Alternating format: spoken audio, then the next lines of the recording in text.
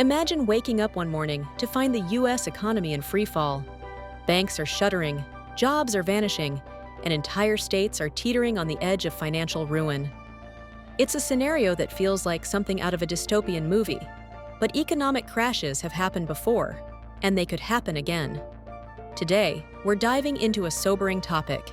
If the U.S. economy crashes, which 10 states are most likely to collapse first, and why? We'll explore the economic vulnerabilities, structural weaknesses, and unique challenges that could push these states over the edge.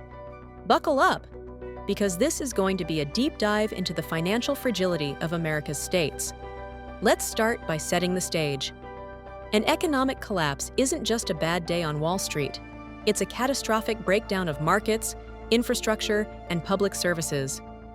Think of the Great Depression, where unemployment hit 25%, banks failed, and millions lost everything. Or the 2008 financial crisis, which, while not a full collapse, showed how quickly things can spiral. In a true collapse, credit dries up, businesses shutter, and basic necessities like food and fuel become scarce.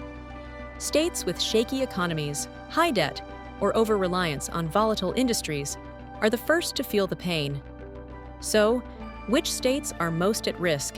Let's count them down. First up is California. Yes, the Golden State, with its massive economy, larger than many countries, tops our list. Why? California's economy is a house of cards built on tech, entertainment, and agriculture, all of which are vulnerable to disruption. The state's tech sector, centered in Silicon Valley, relies heavily on global investment and consumer spending. In a crash, venture capital would vanish, and tech giants could see their valuations plummet.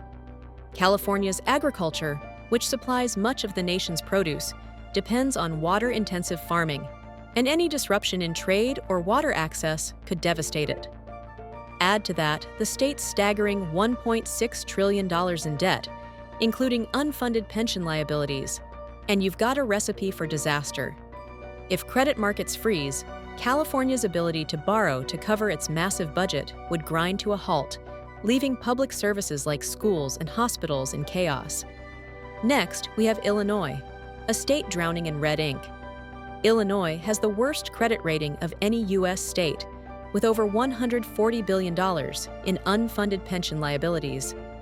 Its major city, Chicago, is a financial ticking time bomb, with declining population and skyrocketing crime rates that deter investment. In an economic crash, Illinois' reliance on manufacturing and agriculture would be a double-edged sword.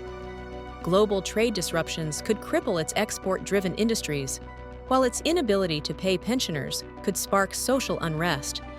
The state's high taxes and business-unfriendly policies already drive companies away, and a collapse would accelerate that exodus, leaving Illinois with crumbling infrastructure and no way to fund it. Third on our list is New York. The Empire State's economy is anchored by Wall Street, but that's exactly why it's so vulnerable. If the stock market crashes, New York's financial sector would implode, wiping out jobs and tax revenue overnight. The state's $400 billion budget is heavily dependent on income taxes from high earners in finance, real estate, and tech. In a collapse, these industries would take a massive hit, and New York's ability to fund its bloated public sector would evaporate. Upstate New York, already struggling with deindustrialization, would fare even worse, as manufacturing and agriculture couldn't pick up the slack. High living costs and heavy reliance on federal aid would only deepen the state's woes. Coming in at number 4 is New Jersey. This state's proximity to New York City makes it a financial satellite, but that's a liability in a crash. New Jersey's economy leans on finance, pharmaceuticals, and logistics, all of which are sensitive to global market swings. The state has one of the highest tax burdens in the country, driving residents and businesses to flee even in good times. Its $50 billion in bonded debt and $200 billion in unfunded pension liabilities make it a fiscal disaster waiting to happen. If credit markets seize up, New Jersey would struggle to borrow, and its over-reliance on property taxes would collapse as home values tank. Public services, already stretched thin, would grind to a halt. At number 5, we have Michigan. The Rust Belt poster child, Michigan's economy still hasn't fully recovered from the decline of the auto industry. While Detroit has seen some revitalization, the state's manufacturing base is precarious, heavily tied to global supply chains. In an economic crash, demand for cars would plummet, and Michigan's factories would shut down. The state's $40 billion in debt and underfunded pensions add to its vulnerability. Michigan's high unemployment rate, even in good times, would skyrocket, and its aging infrastructure would crumble without federal or state funds to prop it up. Rural areas, dependent on agriculture, would also suffer as trade disruptions hit crop exports. Number 6 is Nevada, a state whose economy is a one-trick pony: tourism and gaming. Las Vegas and Reno thrive on visitors, but in a crash, discretionary spending on travel and gambling would vanish. Nevada's unemployment rate spiked to 28% during the COVID-19 pandemic, showing how quickly its economy can tank when tourism dries up. The state's low tax base means it has little cushion to fall back on, and its $8 billion in debt, while smaller than others, is significant for its size. Without federal aid, Nevada's public services, like schools and healthcare, would collapse, and its real estate market, already volatile, would crash as property values drop. 7th on our list is Louisiana. This state's economy is tied to oil, gas, and shipping, all of which are highly cyclical. A global economic crash would tank oil prices, devastating Louisiana's energy sector. The state's port system, a major economic driver, would grind to a halt as trade slows. Louisiana's $20 billion in debt and chronic budget deficits leave it ill-equipped to weather a crisis.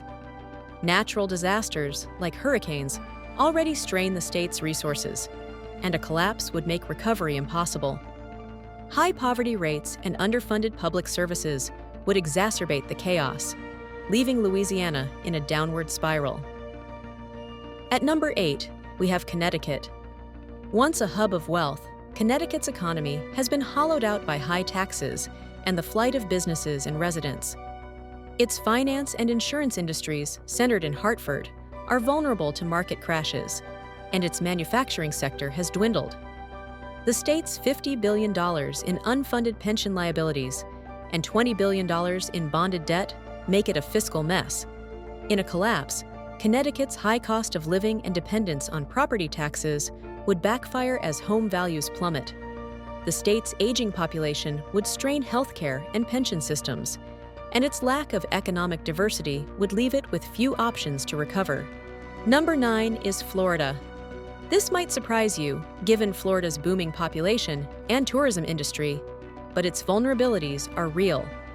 The state's economy relies heavily on tourism, real estate, and agriculture, all of which are fragile in a crash. A drop in consumer spending would gut tourism, while a real estate crash would devastate property values, a key source of tax revenue. Florida's $30 billion in debt seems manageable, but its low tax model leaves little room to absorb shocks. Hurricanes and climate change risks add another layer of fragility, as recovery costs would skyrocket in a crisis. Without federal aid, Florida's growth could reverse overnight. Rounding out our list at number 10 is West Virginia. This state's economy is heavily dependent on coal and natural gas, both of which are volatile industries.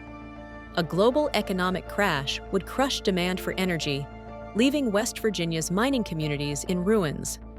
The state's $10 billion in debt and chronic budget shortfalls offer little cushion. High poverty rates, opioid addiction, and underfunded infrastructure make West Virginia uniquely unprepared for a crisis.